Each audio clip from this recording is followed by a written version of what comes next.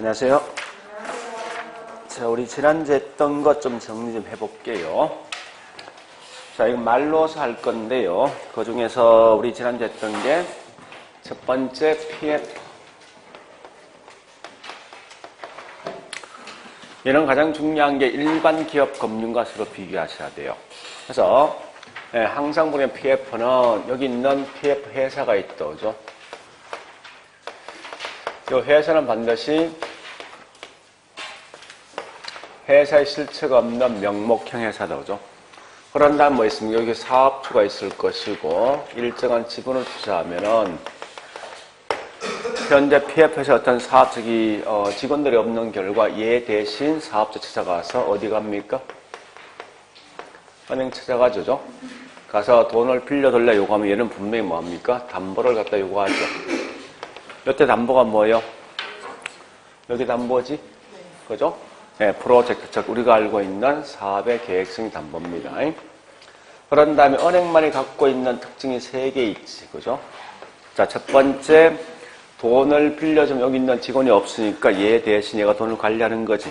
이런 걸 말합니까? 다른 말로 위탁 계정, 신탁 계정 같은 말이 에스크로 계정입니다.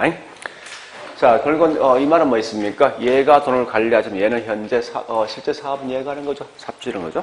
그래서 결국은 자금과 여기 있는 사업주가 달라지니까 얘가 사업주가 망한다 하더라도 절대 이 개발 사업에 아무런 영향 주지 않습니다.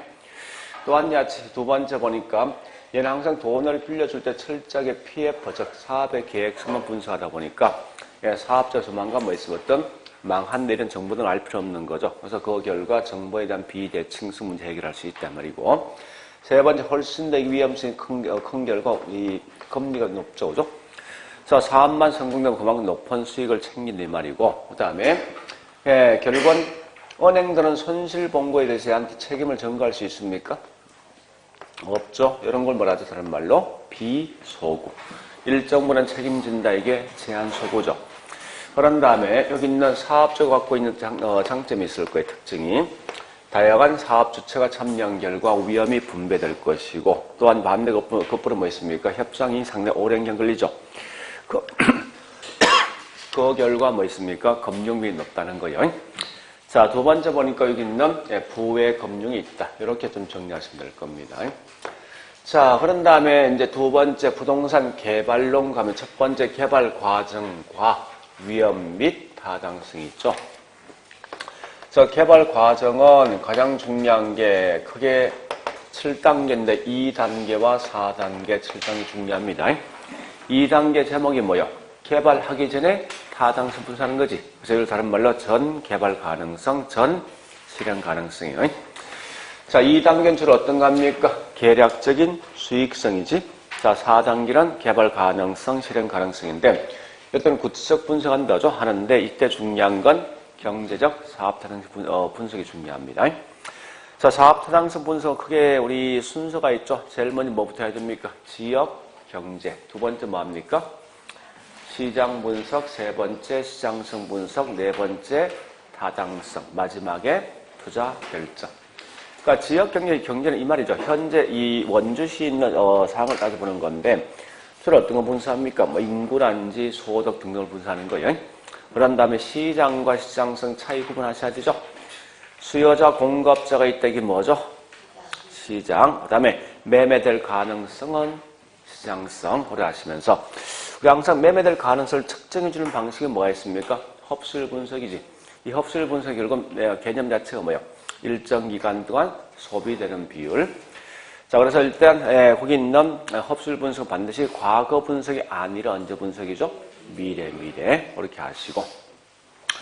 자, 투자 결정에서 보니까 타당성이 있다라고 판명되어진다 하더라도 이걸 선택 또는 기각할 수 있죠. 자, 7단계 제목이 뭐예요? 마케팅. 마케팅은 크게 두 가지 방식이 있죠. 물건 판다 이 말 뜻이죠. 매도와 임대. 뭐가 중요하죠? 매도가. 매도는 언제부터 합니까? 초기부터 합니까? 매도가 이제 임대. 임대할 때 언제부터 합니까? 초기부터 합니까? 네, 초기 당연부터 한다. 부동산 종류에 따라 임대할 때는 분명히 달라질 것이다. 이렇게 하시면 돼요. 자, 그 다음 두 번째 보니까 민간 개발 방식. 우리가 알고 있는 민간 개발 크게 세 개 있죠. 첫 번째 땅 주인이 직접 한다. 이게 뭐예요? 지주 자체. 업자 합작한다. 이게 뭐죠? 지주 공동. 그 다음에 아예 맡기는 거죠. 뭘 맡깁니까? 토지 맡겼지. 토지 신탁. 자, 지주 공동은 이 개념 뭐예요? 토지는 누가 제공하고? 지주가. 업자는 뭘 제공합니까? 노하우 제공해서 그 결과 나오는 수익을 분배할 건데 분배 방식대로 보면 달라지겠다. 그죠? 첫 번째 지분 형태로 분배한다. 이게 덩가 교환 방식이지. 그 두 개 방식이 있죠. 첫 번째 대물로 변제하고 돈을 주는 방식이 있습니다. 자, 그 다음에 사업 수탁 방식 말 뜻이 뭐죠? 수탁이란 말 뜻이 뭐죠? 맡기는 거지. 뭘 맡겨? 사업, 즉 개발권 맡기는 거죠. 그래서 개발권을 맡긴 결과 토지와 관련돼 있는 소유권 누구한테 있습니까? 토지 소유자. 따라서 대출도 명의도 누구 명의? 소유자 명의. 그런 결과 이익도 누가 챙깁니까? 소유자 거죠. 자, 반대로 거꾸로 토지 신탁은 제일 중요한 게 넘어가야 되지. 뭐가 넘어갑니까? 토지와 관련돼 있는 소유권이 넘어가면 그 반대 거꾸로 수익 정권 발행해 주는 거죠. 자, 소유권 누구한테 있죠? 예, 즉 수탁, 즉 신탁 회사죠, 그죠?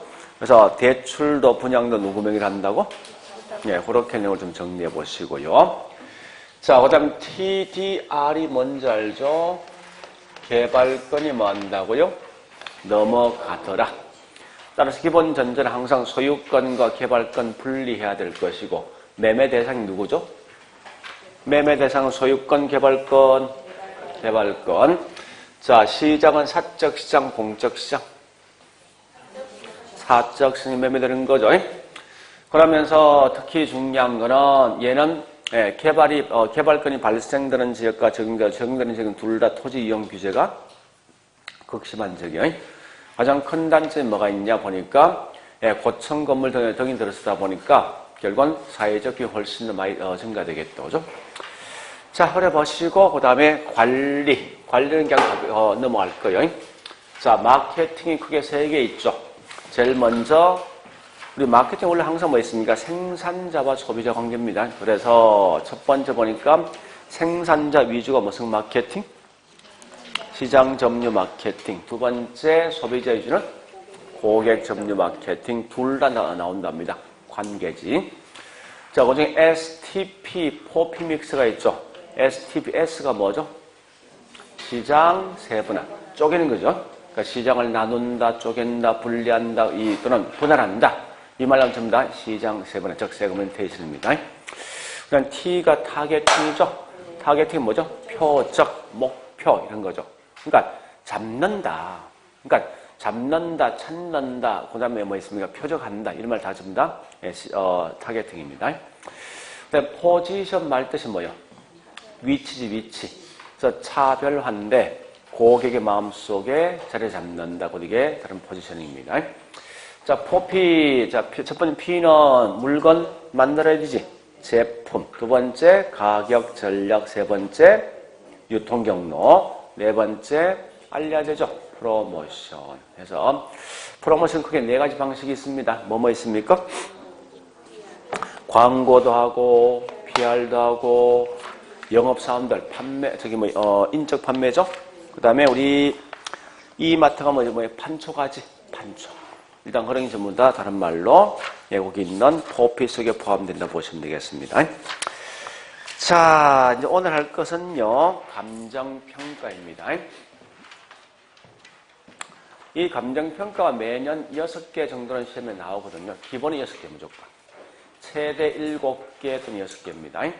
그런데 재밌는 건요, 최근에 문제를 계속 보니까 감정평가는 이 법 조문 자체 계속 시험 나오거든요. 즉, 우리 기본서의 632페이지입니다. 수업은 제가 안 할 겁니다. 수업 안 할 건데, 632페이지 보니까요, 감정평가에 관한 규칙이 있어. 거기 있는 그 조문에서 매년 딱 3개 나오거든요. 조문 자체가. 그러니까, 일단은 물론 이제 제가, 다음 이제 뭐 있습니까? 우리 5월달에 먼저 그거 할 건데요. 그 조문만 우리 6개 중에 뭐 6개 중에 이 조문이 뭐 있습니까? 이게 3개 나오면 굉장히 큰 거예요, 사실은요. 그래서 감정평가는 결국은 어려운 걸 다 버리시고 공부한다면 이 조문만 열심히 보면 돼, 조문만. 그러니까 조문 자체가 제가 장난치게 돼 있으니까 아주 오래 아시면서 예, 그런데 그 외 나머지 보니까 우리 책에 있는 내용이 쭉 나오는데 아마 제가 한 6개 정도 할 거 수업을 6개, 7개 할 건데 그 중에서 예, 4개 정도 맞춘다 생각하시고 나머지는 가감이 버리시라고. 이거 다는 할 수 없거든요. 실제 제가 해보니까 우리 감정평가사 시험을 제가 강의를 하고 있는데 우리 거기 있는 지금 오늘 하고 있는 4시간 분량이 있죠. 평가사한테 이걸 얼마인가 하면 3개월 동안 수업하거든요. 그것만 가지고. 그럴 수밖에 없는 게 실제 우리 감정평가사 뭐 있으면 이 물건 한 경이 다 분석해 본단 말이에요. 그러니까 꼼꼼히 한 개 다 따져볼 수밖에 없는데 우리 중개사한테 감정평가하는 목적은 뭐예요? 우리 중개사 실제 이 물건 가치 평가할 목적입니까? 그건 아닐 거 아니에요. 다만 평가사가 평가한 내용을 보고 이렇게 평가될 때 흐름 자체를 파악할 목적이지 구체적 내용을 사실 물어줄 필요는 없거든요. 그래서 결국은 이 시험 나온 결국은 큰 어떤 테두리 있죠. 큰 어떤 테두리만 쭉 공부하시면 되는 거지 안에 있는 구체적은 다 볼 필요 없습니다. 아주 그래 보시면서 예, 굳이 이 내용이 엄청나게 많지만 그 내용을 다 보지 말고 아마 제가 수업할 때 한 6개 또는 7개 할 건데 자, 요런 거 할 거예요. 다른 건 그냥 손 떼고 있죠. 요건 마시라고. 가격 재원칙. 두 번째 뭐인가 하면요. 지역 분석과 그 다음에 개별 분석.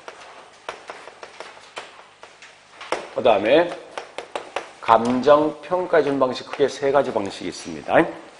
첫 번째 원가 방식이 있고 두 번째 비교 방식이 있고 비교 세 번째 수익 방식이 있습니다. 수익 방식. 자, 그 다음에 그거 2배 보니까 물건별 감정평가.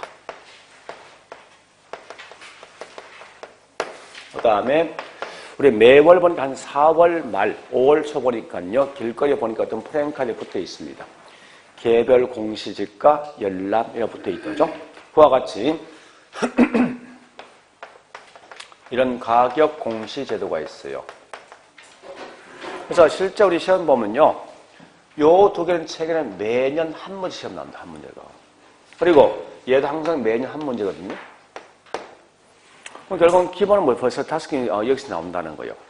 나오고 그 외에 뭐 있으면 여기서 보니까 우리 둘 중에서 예, 시험에 보통 한 개 나오거든요.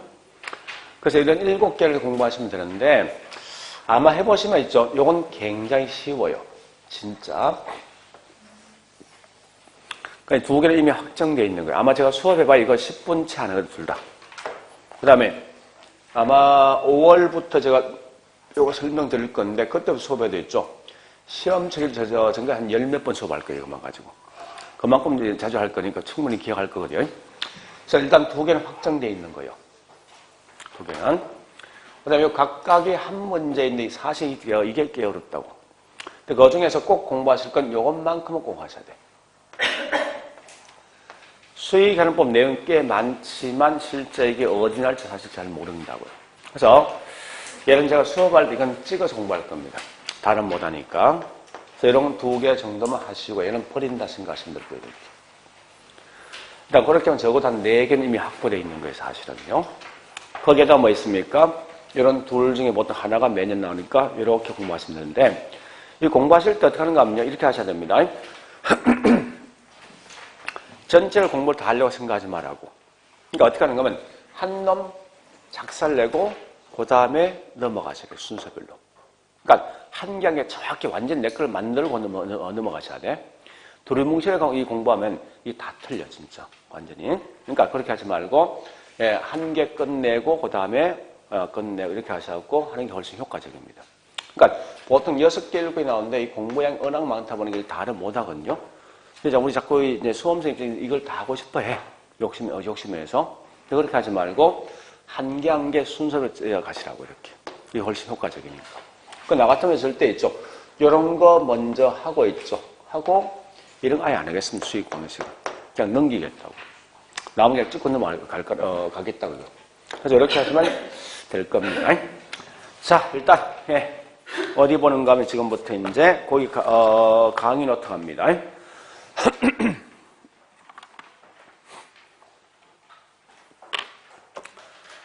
자, 강의 노트 가보니까요, 몇 페이지인가 하면은 이게 페이지가 없네. 60페이지.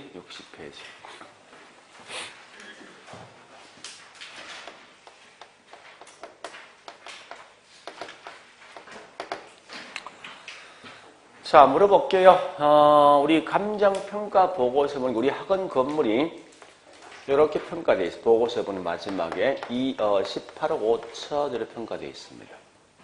평가된 가격이. 그럼 이거 언제 평가한 거예요? 언제? 다시. 무슨 말인가 하면 우리 똑같은 이 학원 건물이 3년 전에 평가할 때, 현재 평가할 때, 3년 후에 평가할 때 가격은 다르겠지. 그래서 우리 항상 감정평가 보고서는 반드시 이 물건 몇 년도 몇 월 며칠 날 평가되었다. 그 날짜를 꼭 써주게 되어 있다고. 우리와 같이 이런 날짜를 보통 뭐라 하냐? 다른 말로 이게 특정한 시점이지 이게. 이걸 표현할 때 뭐라 하냐? 기준 시점이라는 용어를 쓴다는 거예요. 근데 평가할 때 기준이 되는 시점이 있다는 거예요. 분명히. 그러면 이때 기준 시점 언제 정할 것인가? 이게 분명히 중요한 거예요. 한데 자, 우리 한번 물어보자고요. 평가사가 이 물건 평가할 때 내가 확인한 것만 평가해야 됩니까? 확인치 못한 것도 평가할 수 있습니까? 응? 아니, 내가 안 보고 평가할 수 있냐고. 없지 않습니까? 분명히 내가 확인한 것만 평가해 달라는 거예요. 확인치 못한 건 절대 평가하지 말아말 뜻인데, 이게 무슨 말이냐? 자, 여보세요. 만약 이 땅이 농지인데 3년 후에 상업으로 용도가 변경되어진다라고 지금 발표하면 땅값은 올라가면 평가할 때 이거 뭐로 평가해야 돼? 농지, 상업. 상업이지. 그죠? 그런 개념인데, 자, 다시 가볼게. 의뢰인이 이 물건 좀 평가해 달라고 요구했습니다. 자, 우리 항상 의뢰인은 이 땅을 갖고 있는 소유주입니까? 아니면 저기 있는 땅을 살 수 있는 매수자입니까? 둘 다.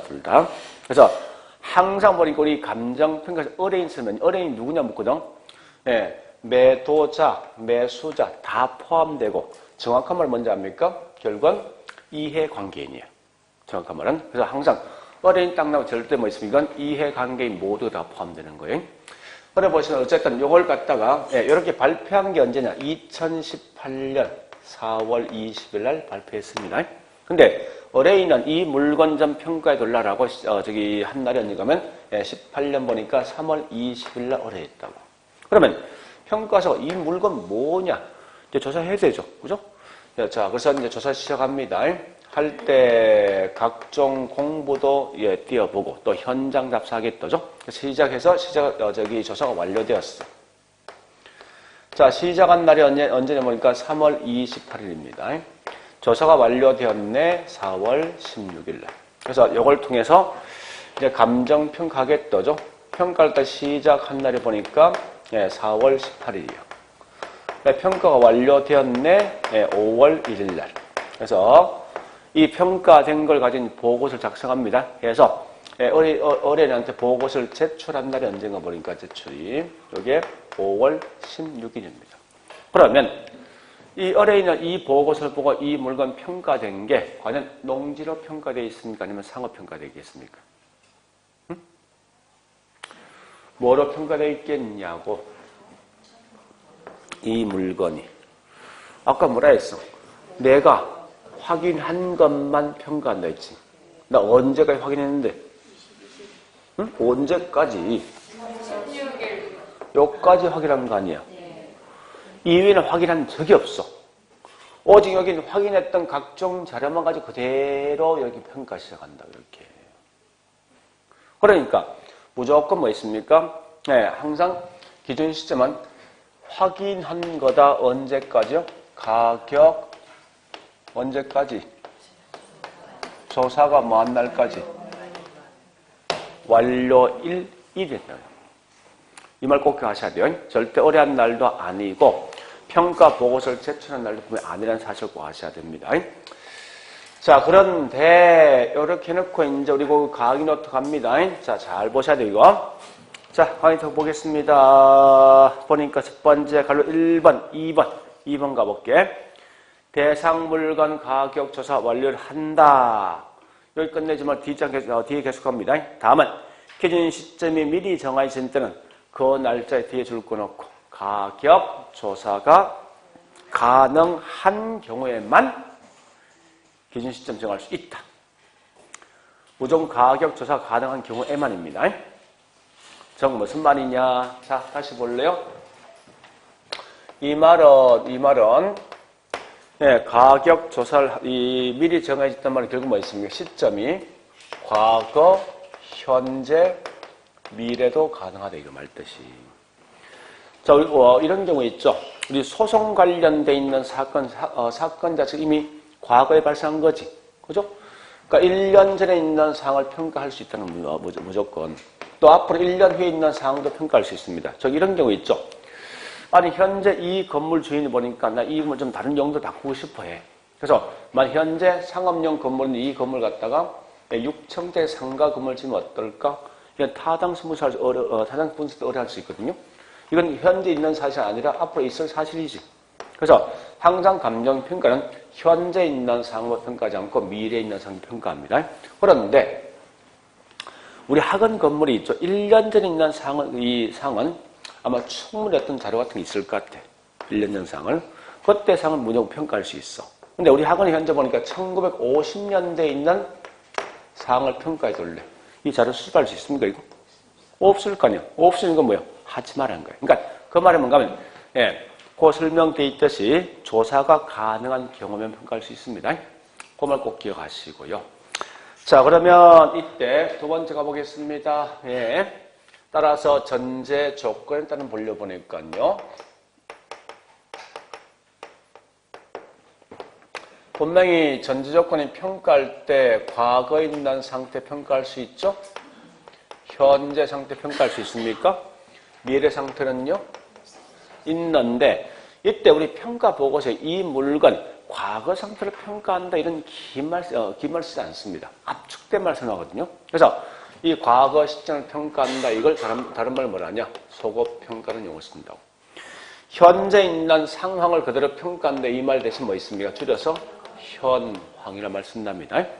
또한 같이 미래에 있는 상황을 평가한다 하는 거 두 개 있는데 기한부 평가와 그 반대 조건부 평가가 있어요. 아마 민법 시간에 배웠을 때 기한과 조건 배웠던 그 내용입니다. 우리가 알고 있는 기한이라는 말 뜻이 뭐 있습니까? 시간만 경과하면 무조건 올 수 있는 거죠. 그러니까 이건 확실성 있는 미래 가지고 평가해 주는 거고 조건은 어떤 가정을 두고 하는 거예요.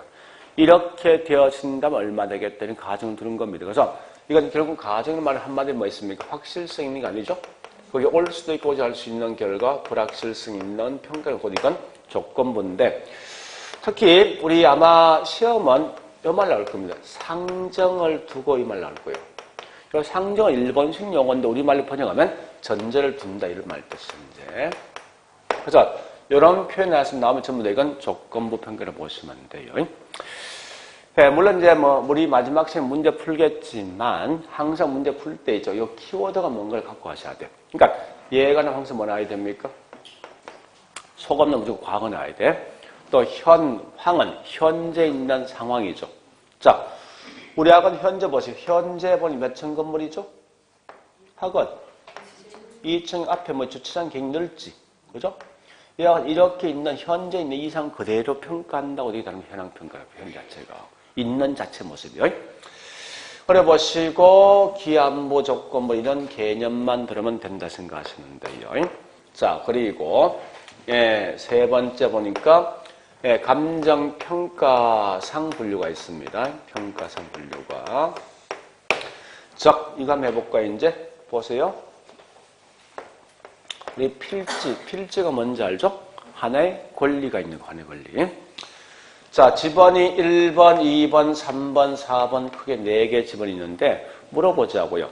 이 4필지 있으면 결국은 평가할 때 이 필지마다 따로따로 평가해야 됩니까? 4개를 다 묶어서 평가해야 됩니까? 각각이 독립된 소위 권리 아닙니까?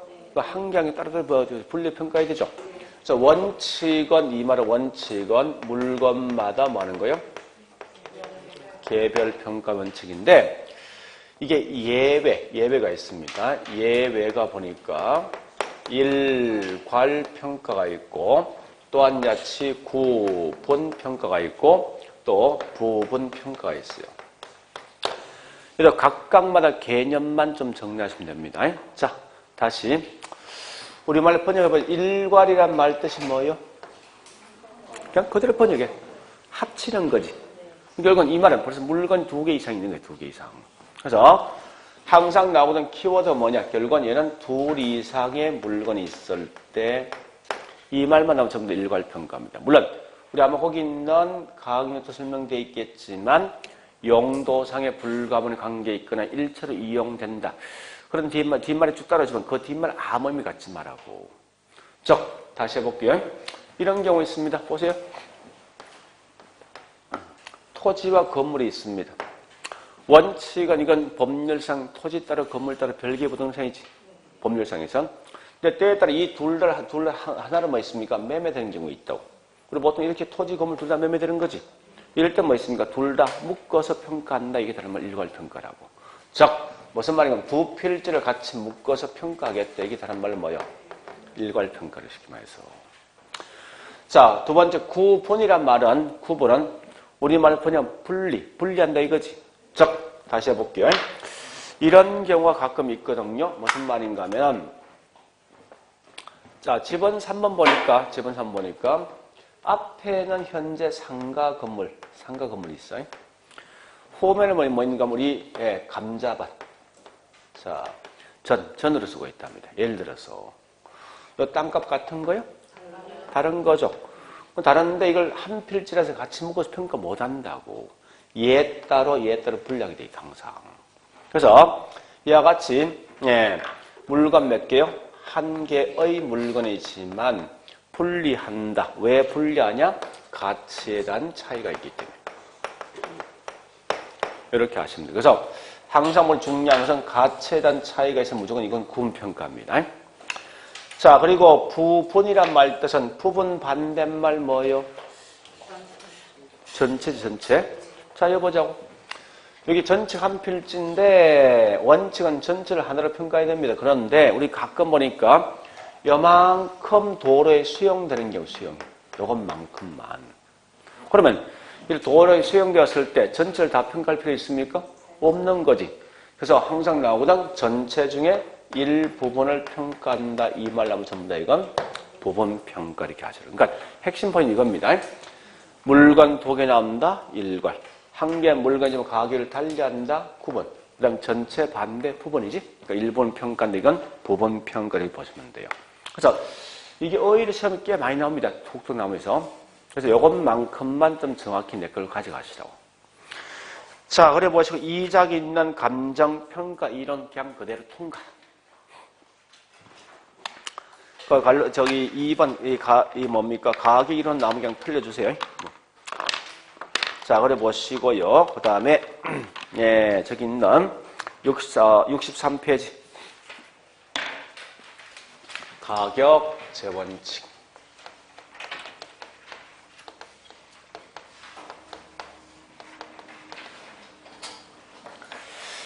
이 공부하실 때 우리 항상 이 제목을 한번 보시라고. 그 제목을 쭉 생각하면 답이 보이거든, 어느 정도. 이 말 아닙니까? 가격은 일정한 원칙에 따라서 형성되어진다. 근데 그 원칙이 딱 한 개만 있지 않고 이게 여러 개 제자예요. 그래서 여러 개 원칙에서 형성되는데 이 여러 개가 몇 개냐? 총 13개. 이런 원칙에 따라 형성된다 이겁니다. 그럼 얘도 공부하실 때 어떻게 하는가 하면요. 이렇게 하셔야 됩니다. 물론 우리 아마 거기 있는 63페이지 보니까 가격 재원칙이 총 13개 있어. 이걸 다 암기할 수 있냐? 암기 못합니다. 절대. 공부하는 방식이 뭐냐? 우리 전에 이거 한 적이 있죠. 투자에서. 투자 위험에 대한 위험. 사업상 위험, 법률상 위험, 비용 위험, 유동성 위험, 금융상 위험 또 뭐 있습니까?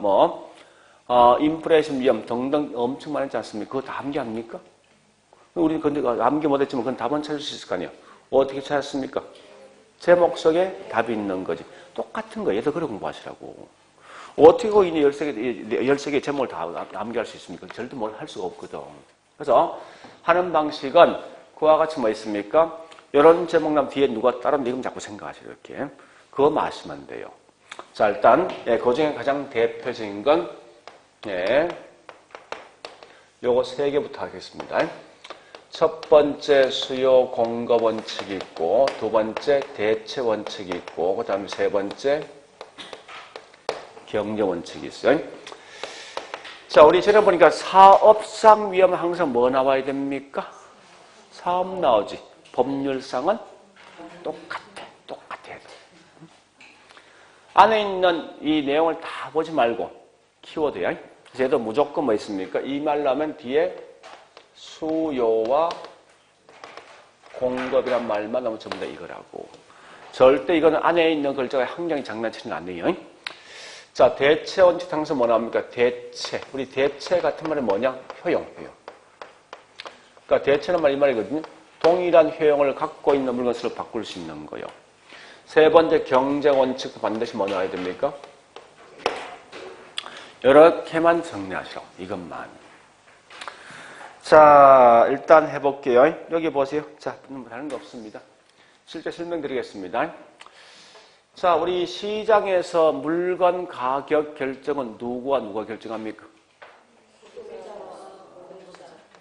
그러니까 수요자 공급자지. 그죠? 그래서 이 말입니다. 현재 우리 동네에 있는 아파트를 보니까 수요자와 공급자가 적정하게 매매, 협상을 볼 수 있는 가격은 6억이야. 그런데 평가선 이 물건 평가했을 때 25억에 평가했어. 이 말 되냐고. 이렇게 하면 안 된다는 거지. 그죠? 항상 평가에서 평가할 때 정상적인 수요자와 공급자 협상을 볼 수 있는 그런 가격을 만들어주라. 이게 다른 말로 수요 공급 원칙에 쉽게 말해서. 다시 대체 원칙. 자, 옆집에 있는 801호가 5억이면 803은 얼마예요? 802호는? 대충 5억 언저리 평가해야 되지. 그죠? 왜 얘가 5억이면 얘도 대충 5억입니까? 서로 비슷한 거지. 그럼 바꿀 수 있는 거 아니야. 그죠? 근데 이 물건 가지고 얘를 갖다 25억의 평가지 말 안 될 거 아니야, 분명히. 그러니까 항상 평가시 네가 물건 평가할 때 대체 가능 부동산과 유사하게 평가해 둘라. 라고 말하는 게 뭐냐고. 이게 대체 원칙이라고. 그 다음에 자, 우리 거기 있는 뭘 보는가 하면요. 우리 63페이지입니까? 갈로 1번의 경쟁 원칙이 있죠. 경쟁 원칙. 나와 있는 게 초과 있는 경쟁을 야기하고, 경쟁은 뭐 있으면 결국은 초과를 소멸시킨다. 보통 이 말 들어거든요. 여기 이 시장에서 뭐 경쟁 들어있죠. 자, 일단 제가 설명을 드릴게요. 이런 거거든요. 자, 잠시. 그 의미는 원래 이런 의미입니다. 현재 보니까 원주시에 30평 아파트가 보니까 한 4억 정도 하더라. 근데 이 지역에 갑자기 학군 좋은 초등학교 들어온답니다. 들어오는 순간 주택에 대한 수요는요? 그럼 집값은요? 올라가죠. 올라간 결과 집을 갖고 있는 사람들은 여기 차익만큼 초과임 발생했죠? 그죠? 초과임이 발생되면 그 결과 집을 짓는 건축업자가 시장에 진입합니다. 자, 진입하면 일정 기간 후에 뭐 있습니까? 공급량이 많아지겠지. 그런 결과 집값은요? 떨어진 결과 초과인은 뭡니까? 자, 없어질 건데 가볼게 이 말입니다. 자, 초과인이 발생되니까 여기 있는 공급자 왜 시장에 진입합니까? 뭐 할 목적이에요? 그죠? 초과인을 가져갈 목적이죠. 이 말은 결국은 여기서 경쟁이 야기된다는 거예요. 자, 번역해 볼게요. 초과인은 경쟁을 야기하고 경쟁에 대한 결과 공급량이 많아지니까 집값 등이 하락해서 그 결과 초과인이 소멸된다 이 말이죠.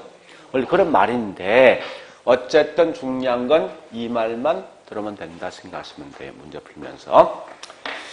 자, 그 다음에 두 번째 문제. 자, 내용 보니까 갈로 3번입니까? 예, 변동과 예측. 자, 변동과 예측이 있을 건데요. 참고로 예측 같은 말이 예상 원리라고 씁니다. 예상 원리. 그러면 다시 볼래요? 자, 이 말 묻습니다. 부동산 가격은 주변 환경이 변하고 또 시간 등이 변하면 부동산 가격이 항상 고정되어 있습니까? 그래서 이 말입니다. 항상 가격은 변화한다. 이 말로 하면 전부 다 이건 변동이에요. 참고로 이 변동은 설명, 지문이 좀 깁니다. 왜 긴가 하면 이런 거예요. 부동산 가격은 중간에 원인이 쭉 들어와. 이러이러한 요인 때문에 그 결과 변화한다 이 말하거든요. 좀 이따 문제 풀면 알겠지만. 그래서 얘는 중간에 쭉 설명을 다 버리시고 있죠. 무조건 처음과 끝만 찾아가라고 이렇게. 변화한다, 변동한다 나오면 이건 전부 다 변동원칙입니다. 자, 두 번째 예측이란 건 부동산 가격도 예측할 수 있고 그 다음에 측정되어진다 이 말 뜻인데 다시 해볼까요? 자, 이 건물이 농지인데 3년 후에 상업으로 용도가 변경되어진다라고 공시하면 땅값도 올라간 만큼 예측이 그만큼 가격 측정할 수 있죠. 그럼 이 말 아닙니까? 앞으로 이 땅이 농지였던 게 상업으로 변경되어진 예측했기 때문에 가격도 측정할 수 있는 거예요. 그런 개념이거든요. 그래서 혹시 자, 이 특징이 있는데 이 변동이란 말 뜻은 뭐 있습니까? 시간이 변하면 가격이 바뀌는 거지. 그래서 무조건 시점이란 말 들으면 이게 전부 다 뭔지 압니까? 몽땅 다 변동원칙이라고. 시점으로 아까 저기 있었죠? 무슨 시점? 또는 뭐 시점 수정이란 말이 있어요. 이게.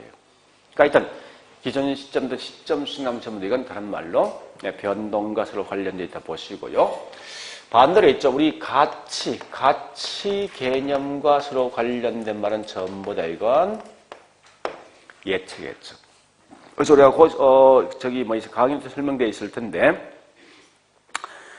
자, 우리 예측이 있죠? 예측본이 뭐 있습니까? 부동산의 장래, 기대되는 편익을 현재 가치로 환원한 값. 이게 뭐냐? 가치 개념이에요, 이게. 그러니까 이 말은 장래에 예상되는 편익, 수익을 예측하고 측정했기 때문에 그 결과 부동산 가격도 파악된 이 말 뜻입니다. 그렇게 하시면서 어쨌든 중요한 건 이와 같이 가치 개념과 서로 관련된 건 전부 다 몽땅 다 예측과 서로 관련돼서 보시면 되겠습니다. 자, 그 다음에 네 번째 갈로 4번 갑니다. 4번은요 이런 거거든. 수익 재정 체감과 그 다음에 기여 원칙 또 뭐가 있는가요? 수익 배분 요리 3개 있습니다. 참고로 여기 있는 기여 원칙 같은 말이 뭐냐? 공헌. 수익 배분 같은 말이 뭐냐? 잉여 생산 원리입니다. 우리 지금 하고 있는 수익 재정 체감은 이 공부하지 마세요. 알 필요 없으니까. 이건 시험 안 나오니까. 원래 설명이거든요. 수익은 올라갔다 떨어진다 이 말 뜻인데 큰 의미 갖지 마세요. 그러나 요 두 개, 특히 기여 원칙만큼 반드시 내 걸로 가져가셔야 됩니다. 다른 건 몰라도. 자, 우리 기여란 말로 기여 또는 공헌인데 우리 말로 대충 한번 생각해 보라고. 저 말 뜻이 뭔지. 기여 또는 공헌의 말 뜻이. 자, 이런 거거든요. 보세요. 요 건물이 현재 4층짜리 건물이야. 자, 4층인데 1층, 2층, 3층, 4층이 있습니다. 그런데 이 건물 전체 있는 가격이 얼마냐? 10억 한대요. 그런데 이때 보니까 여기 있는 토지가 1층이, 2층, 3층, 4층이 이 10억 전체 영향주는 다 똑같이 영향 줍니까? 그래요? 다시. 1층 월세와 2층 월세 같습니까? 다르지. 다른 말로 뭐 있어? 각각에 있는 구성 요소 1층이 또는 토지가 전체 가격에 어느 정도 영향 줄 것인가, 기여할 것인가, 같으면 공헌할 것인가 이런 걸 알아보는 게 뭐냐고 이게 다른 말로 기여 원칙입니다. 해보니까 여기 있는 토지가 보니까 3억 5천, 1층이 보니까 2억, 2층 1억 5천, 또 3층이 보니까 1억. 4층에 5천 정도 영향 줘서 이 값 10억이 났다 치자고요. 예를 들어서. 그러면 4층은 10억 전체 가격 중에 얼마 영향 준 거예요? 5천이지? 1층은요? 2억이지? 그죠? 이런 걸 파악할 목적이 뭐냐고 이게 기여 원칙이라고. 그러면 그대로 번역해 보죠.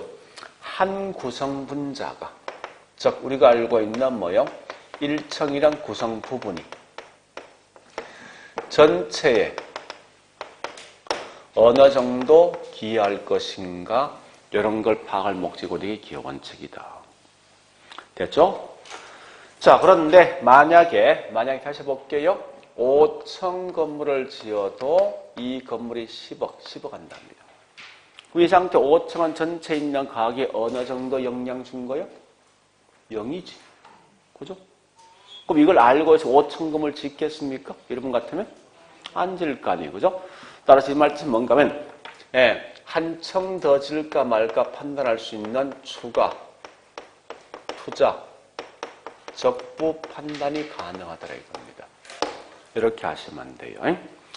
자, 그 다음에 밑에 있는 수익 배분. 그냥 액면 그대로 번역하셔. 이 말 뜻이 뭐예요? 수익 배분. 수익을 분배한다 이거지. 자, 다시요. 보세요. 아니, 우리 학원 건물이 만약에 10층짜리 건물이에요, 10층. 자, 10층짜리 건물인데, 이 건물 보니까 한 주인이 갖고 있는 거예요. 그러면 이 건물 전체는 월수겠다, 그죠? 좀 매달마다 나오는 월세가 있지. 그 나오는 월세가 다르면 총수익이거든? 총수익은 전부 다 주인 몫입니까? 그건 아닌 것 같아. 내가 현재 이 건물, 샀을 때 은행 돈 빌렸어. 그럼 이자 줘야 되지. 또 밑에 이 건물 관리해 줄 수 있는 관리실에 있는 직원들이 있지. 월급 줘야 되죠. 이런 걸 쭉 다 빼고 나면 남는 게 누구 몫입니까? 주인 몫이지. 즉, 이 말 뜻이 뭐냐? 나오는 총수익을 가지고 우리가 알고 있는 생산요소 3요소가 있죠. 뭐 있습니까? 자본, 또 뭐가 있죠? 토지, 또 뭐가 있죠?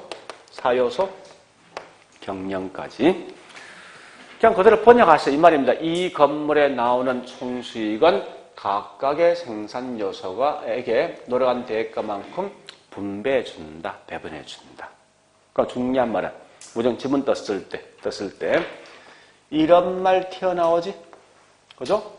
나오는 순간 무조건 수익 배분 생각하라고. 물론 그거 개인 전체 파악도 중요하겠지만 문제 푸는 요령 이런 겁니다. 이런 말 나오는 순간 전부 다 수익 배분입니다. 그러면 이때 각각의 생산 요소에게 분배해주고 남는 몫을 뭐라 하지? 다른 말로 잉여분. 원래 잉여분은 토지에 기속되는 건데 그건 의미는 없고 그래서 잉여분 토지에 기속된 데서 다른 말로 이걸 잉여 생산 원리란 용어를 쓰기도 해요. 자, 그러면 다시 요것 때문에 우리가 알고 있는 잔여법의 이론적 근거 된답니다. 이런 잔여란 말 뜻이 뭐지? 우리 말로 잔여, 남는 거. 남는 거 우리 보통 아까 뭐라 했지? 잉여지지? 그래서 이 말 가지고 다른 말로 우리 토지 잔여법이 이론적 근거인데, 그죠? 이건 큰 의미 같지만 잔여법의 이론적 근거는 결국은 수익 배분과 서로 관련되어 있다고 보시면 돼요. 자, 그 다음에 이제 마지막 5번째요. 지금 하고 있는 감정평가 실제 우리 보통 시험 나오면요. 이게 앞에 나오지 않고 보통 30번 뒤에 30분 이후에 보통 나오거든요. 나오는데 그러다 보니 우리 보통 가장 큰 단지 문제를 읽다 보면 다 읽지 못한 경우가 있어요. 그래서 나중에 보통 문제를 찍거든. 답을 그냥 그대로 찍는데 만약에 지금 하고 있는 가격 재원칙을 시간이 없으면 찍을 수밖에 없으면요. 무조건 어디 가냐? 여기다 찍어야 됩니다. 얘가 거의 답은 여기서 80% 잡아간다고. 그만큼 이게 중요하니까 이것만큼은 정확하게 내 걸 가져가시라고. 앞에보다 훨씬 더 얘가 더 중요하니까 이 균형 원칙과 적합 만큼은 정확히 알고 있어야 돼요. 자, 이렇게 보자고 이제 다시요. 자, 보세요. 여기 현재 10층짜리 상가 건물인데 한번 물어보자고. 자, 엘리베이터가 있을 때 없을 때 가격 차이가 있지. 의미를 잘 파악해 보시라고. 그 현재 80평인데 80평 방이 2개 있을 때 4개 있을 때 가격 차이가 있겠지. 20평인데 방이 3개, 4개 있을 때 가격 차이가 있겠죠. 또 현재 최신식 고급 주택인데 보일러가 연탄 보일러, 기름 보일러 가격 차이가 있겠지. 이와 같이 이 제가 지금 설명 좀 이 건물 아니야? 내부에 있는 사항을 갖다 뭐 있습니까? 설명한 게 누구냐? 곧 이 균형이라고. 그러니까 이 내부에 있는 사항이 가장 알맞은 곳에 배치되어 있을 가장 높은 가치를 가진다는 거예요. 다시 한 번 더. 자, 다시.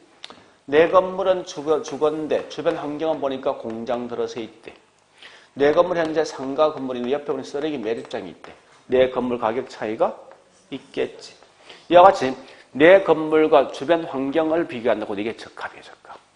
크게 두 개를 먼저 구분하셔야 돼요. 그래서 제일 먼저 알 것은 균형이란 건 전부 다 뭐 있습니까? 내부에 대한 설명이고 적합은요. 이걸 먼저 구분하시면 남아있는 건 다 따라갈 수 있다고. 따라서 우리 요 말 대신 뭐라 쓰는지 압니까? 이래 쓰거든요. 예, 구성요소 간의 투입 비율 또는 결합 비율 이런 말 나오거든요.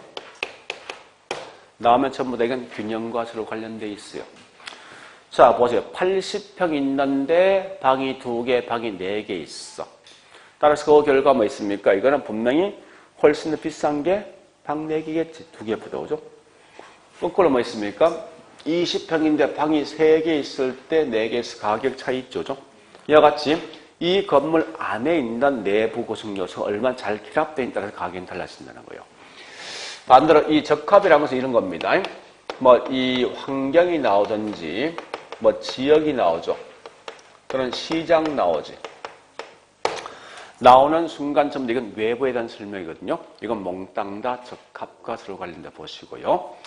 그러면 이때 우리 감가, 하자가 크게 3개 있습니다. 좀 이따 하겠지만 물리적 감가, 기능적 감가, 경제 감가 3개 있죠. 있을 때 자, 보세요. 물리란 건 이 건물 자체가 문제 있는 거예요. 기능은 이 건물 안에 있는 내부상 문제 있는 거지. 그다음 경제는 내 부동산과 주변 환경이 어울리지 않는 거지. 자, 이때 보니까 균형은 뭐지? 내부니까 내부상 어울리지 않는다. 무슨 감가? 내부 기능적 감가지. 자, 적합은 외부입니까? 따라서 무슨 감가? 다른 건 몰라도 이것만큼은 정확하게 내 걸로 가져가시라고.